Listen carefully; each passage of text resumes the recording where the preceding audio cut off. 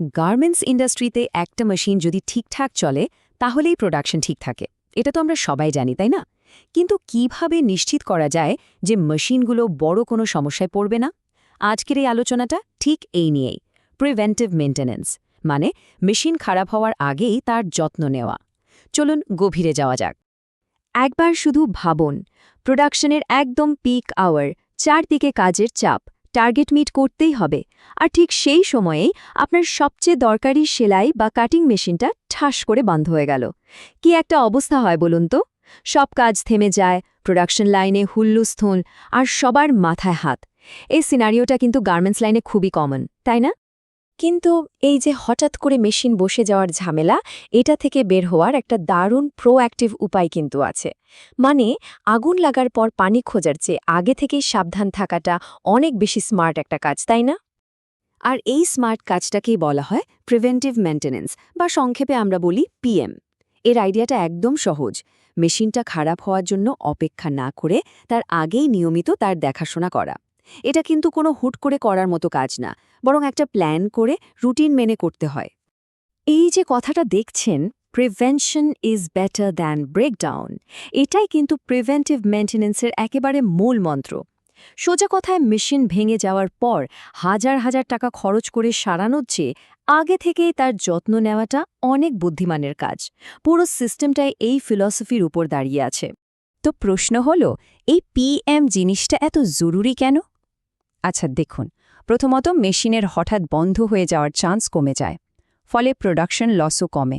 শুধু তাই না, মেশিনের লাইফ টাইমও বেড়ে যায়, বড় বড় রিপেয়ারিংয়ের খরচ বেঁচে যায়, কাপড়ের কোয়ালিটি ভালো থাকে, আর সবচেয়ে বড় কথা, যে অপারেটর মেশিনটা চালাচ্ছে তার নিরাপত্তাও নিশ্চিত হয়, মানে লাভ ছাড়া লোকসান নেই।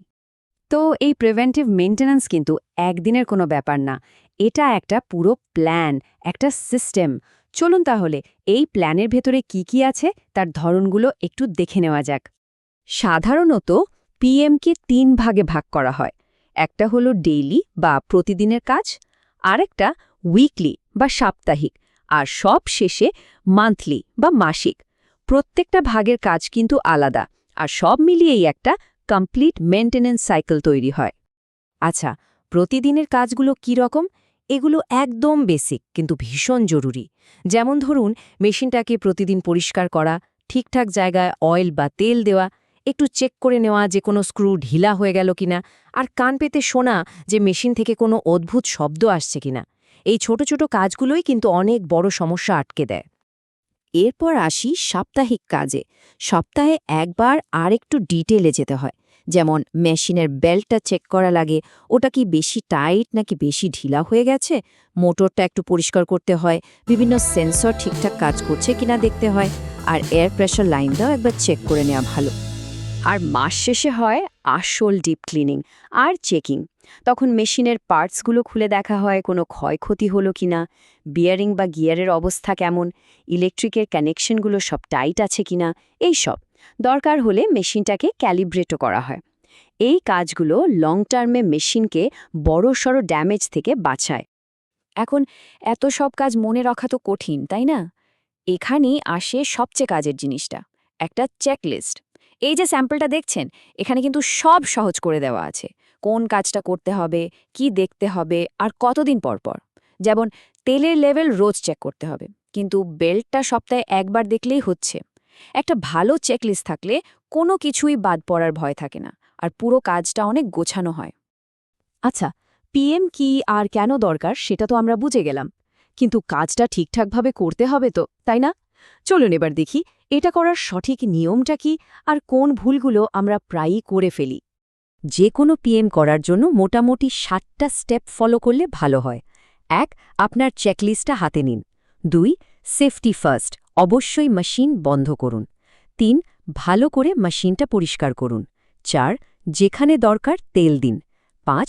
যে পার্টসগুলো ঢিলা মনে হচ্ছে টাইট করে দিন। ৬. কাজ শেষে একবার মেশিনটা চালিয়ে দেখুন সব ঠিক আছে কিনা, মানে একটা টেস্ট রান। আর ৭, এবং এটা খুব জরুরি, যা যা কাজ করলেন তার একটা রিপোর্ট লিখে রাখুন।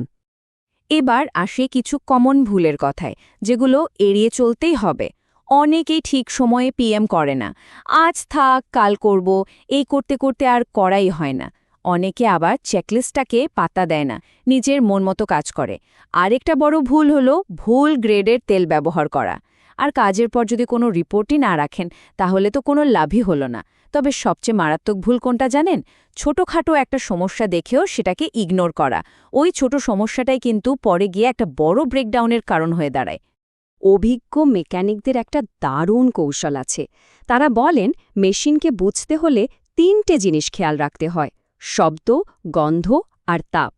মেশিনের স্বাভাবিক শব্দের বাইরে অন্য কোনো আওয়াজ হচ্ছে, কোনো কিছু পোড়ার গন্ধ আসছে, বা কোনো পার্টস কি অস্বাভাবিক গরম হয়ে যাচ্ছে? এই 3টে জিনিস যদি খেয়াল রাখা যায়, তাহলে মেশিন বড় কোনো সমস্যায় পড়ার আগেই সিগন্যাল দিয়ে দেয়। নিজের চোখ, কান, নাককে ব্যবহার করাটাও কিন্তু একটা বড় স্কেল। চলুন এবার একদম পাশাপাশি রেখে দেখি। একদিকে প্রিভেন্টিভ মেইনটেন্যান্স আর অন্যদিকে ব্রেকডাউন মেইনটেন্যান্স, মানে মেশিন খারাপ হওয়ার পর সারাতে দৌড়ানো। দুটোর মধ্যে পার্থক্যটা আসলে কোথায় গিয়ে দাঁড়ায়? পার্থক্যটা তো দিনের আলোর মতো পরিষ্কার, তাই না? প্রিভেন্টিভ মেইনটেন্যান্স হলো প্রোঅ্যাক্টিভ, মানে সমস্যার আগেই ব্যবস্থা নেওয়া। আর ব্রেকডাউন মেইনটেন্যান্স হলো রিঅ্যাক্টিভ, মানে সমস্যা হওয়ার পর হাই হাই করা। ফলাফল: পিএমএ খরচ কম, মেশিনের লাইফ বেশি, আর প্রোডাকশন লসও অনেক কম। অন্যদিকে ব্রেকডাউনের ক্ষেত্রে ঠিক তার উল্টোটা ঘটে। তার মানে একটা ভালো পিএম সিস্টেম যদি ঠিকমতো চালানো যায়, তাহলে এর রেজাল্টগুলো কিন্তু অসাধারণ।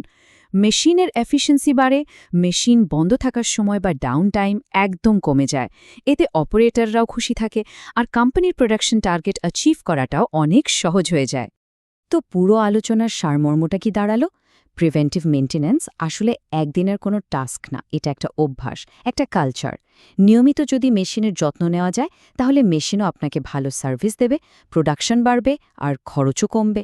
সত্যি বলতে এটা কোনো খরচ না, এটা একটা ইনভেস্টমেন্ট, যার রিটার্ন আপনি লম্বা সময় ধরে পাবেন। শেষ করার আগে শুধু একটা প্রশ্ন রেখে যাই। আজকের এই আলোচনার পর একবার ভাবুন তো, আপনার ফ্যাক্টরির বা ওয়ার্কশপের কোন মেশিনটার আজ একটু এক্সট্রা কেয়ার দরকার। ছোট্ট একটা চেকআপই হয়তো কালকের একটা বড় প্রোডাকশন লস থেকে বাঁচিয়ে দিতে পারে।